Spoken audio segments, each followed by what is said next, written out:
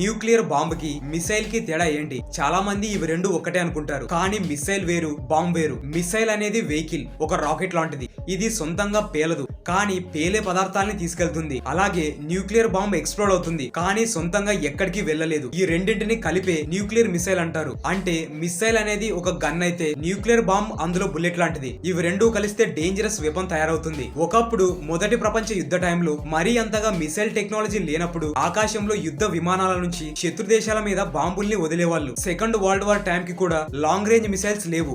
అందుకే America Japan లోని Hiroshima and Nagasaki మీద ఏరోప్లేన్స్ నుంచి అణుబాంబుల్ని వదిలారు. కానీ ఇప్పుడు అడ్వాన్స్డ్ లాంగ్ రేంజ్ మిసైల్స్ ఉన్నాయి. వాటికి న్యూక్లియర్ వార్ హెడ్స్ ని అటాచ్ చేసి ప్రపంచంలో ఏ మూల నుంచైనా ఎక్కడైనా దాడి చేయొచ్చు. ఉన్న చోటు నుంచే ప్రపంచాన్ని అంతం చేయొచ్చు. అంత అడ్వాన్స్డ్ న్యూక్లియర్ మిసైల్స్ ఉన్నాయి. ఇది న్యూక్లియర్ బాంబ్ కి మిసైల్ కి ఉన్న తేడా. రెండింటిని కలిపి న్యూక్లియర్ మిసైల్ అంటారు. వీడియో ఇన్ఫర్మేటివ్ గా అనిపిస్తే లైక్ చేయండి. నెక్స్ట్ వీడియో కోసం మన ఛానల్ ని సబ్స్క్రైబ్ చేసుకోండి. Thank you for watching.